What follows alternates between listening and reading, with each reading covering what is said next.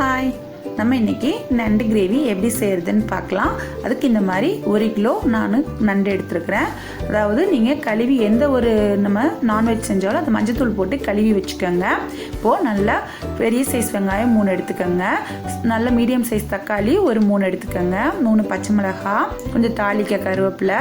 இப்போது நம்ம இதெல்லாம் மசாலா அரைக்கிறதுக்கு தேங்காய் பாருங்கள், இந்த மாதிரி பீஸில் ஒரு 4 பீஸ் எடுத்துக்கோங்க. தேங்காய், ஜீரகம் நான் பாருங்கள் இந்த டீஸ்பூனில் தான் நான் மெஷர்மெண்ட் பண்ணியிருக்கேன். இன்றைக்கி ஜீரகம் இதில் நான் 3/4 டீஸ்பூன் அளவு நான் ஜீரகம் எடுத்துருக்கிறேன். சோம்பு அதில் 1/2 டீஸ்பூன் சோம்பு எடுத்துக்கோங்க. இதில் 1 டீஸ்பூன் 1/4 டீஸ்பூன் அளவு மிளகு எடுத்துக்கோங்க. நண்டு கிரேவிக்கு மிளகு ஜாஸ்தி இருந்தால் தான் நல்லாயிருக்கும். இப்போ மல்லித்தூள் பாருங்கள், நான் அந்த டீஸ்பூன்லேயே 1 டீஸ்பூன் மல்லித்தூள், 1/4 டீஸ்பூனில் 1 டீஸ்பூன் தனி மிளகாத்தூள் இல்லைனா குழம்பு மிளகாத்தூள், கொஞ்சம் சோம்பு தாளிக்க, 2 பட்டை 2 கிராம்பு தாளிக்க வச்சுக்கோங்க. இப்போ இஞ்சி பூண்டு பேஸ்ட் பார்த்திங்கன்னா அந்த டீஸ்பூன்லேயே நான் ஒரு 2 டேபிள் ஸ்பூன் அளவு நான் எடுத்துருக்கிறேன் இஞ்சி பூண்டு பேஸ்ட்டு. ஃபஸ்ட்டு மசாலா எல்லாம் நம்ம வறுத்துக்கிடலாம். அதுக்கு இந்த மாதிரி ஒரு கடாய் வச்சுக்கோங்க. இந்த மாதிரி வதக்கிக்கோங்க.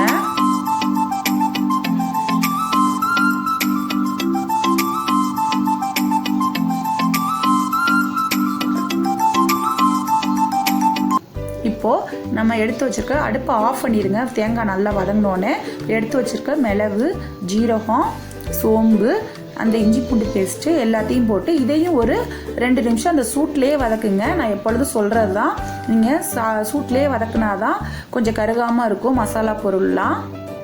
இப்போ நல்லா வதக்கிக்கோங்க, நல்லா அந்த ஹீட்லேயே வதக்கிக்கோங்க. பாருங்கள், நம்ம ஒரு மிக்ஸி ஜார் எடுத்து வச்சு நம்ம வதக்கி வச்சு ஆற வச்சுருக்கிறத பேஸ்ட் பண்ணிக்கலாம்.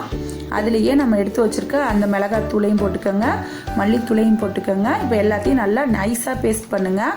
பேஸ்ட் பண்ணிவிட்டு ஒரு கடாய் வச்சு இந்த மாதிரி 4 டேபிள் ஸ்பூன் அளவு எண்ணெய் ஊற்றிக்கோங்க. தாளிக்கிற பொருள்லாம் போட்டுக்கோங்க. போட்டுட்டு கருவேப்பிலை போட்டுட்டு வெங்காயம் போட்டு நல்லா வதக்குங்க. வெங்காயம் நல்லா ஒரு 5 நிமிஷம் வதங்கணும். எந்த ஒரு டிஷ்ஷுக்குமே பச்சை மிளகா போட்டுக்கோங்க.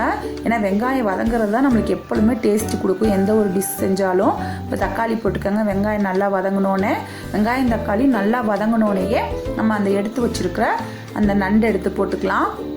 நண்டு எடுத்து போட்டு இதையும் அந்த வெங்காயம் தக்காளிலேயே ஒரு 2 நிமிஷம் வதக்குங்க. போதும். அந்த வெங்காயம் தக்காளி ஜூஸ்லாம் அதில் இறங்குற அளவுக்கு வதக்கிட்டு ஒரு 1/4 டீஸ்பூன் மஞ்சத்தூள் போட்டுக்கோங்க. மஞ்சத்தூள் போட்டு அதையும் ஒரு 2 நிமிஷம் வதக்கிட்டு இப்போது நம்ம அந்த அரைச்சி வச்சுருக்கிற வதக்கி அரைச்சிருக்கோம் பார்த்திங்களா மசாலா, அதை எடுத்து போட்டு இதை நல்லா ஒரு 10 நிமிஷம் வதக்க விடுங்க. 10 நிமிஷம் வதங்கினா தான் அந்த மசாலா ஃபுல்லாக அந்த நண்டில் இறங்கியிருக்கும். அப்போ தான் நம்மளுக்கு ரொம்ப டேஸ்ட்டாக இருக்கும். நண்டு சாப்பிட்றதுக்கு உள்ளே ஃபுல்லாக அந்த மசாலா இறங்கி நல்லாயிருக்கும். இப்போ பாருங்கள், நான் ஒரு 1/2 லிட்டர் அளவு நான் தண்ணி ஊற்றுறேன்.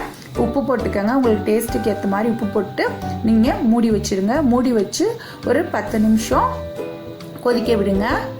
ஒரு 10 நிமிஷம் மூடி வச்சு கொதிக்க விட்டிங்கனாலும் நண்டு உங்களுக்கு சீக்கிரம் வந்துடும். கொஞ்சம் ஹை ஃப்ளேம்லேயே வச்சு கொதிக்க விடுங்க. வெந்துடும் உங்களுக்கு நண்டு. நம்மளுக்கு சூப்பரான நண்டு கிரேவி பாருங்கள், ஒரு 10 நிமிஷத்துலேயே நம்மளுக்கு ரெடி ஆகிடுச்சு. செம்மையாக இருக்கும் நண்டு கிரேவி. இது நீங்கள் இந்த மாதிரி மெத்தடில் நீங்கள் ட்ரை பண்ணி பாருங்கள்.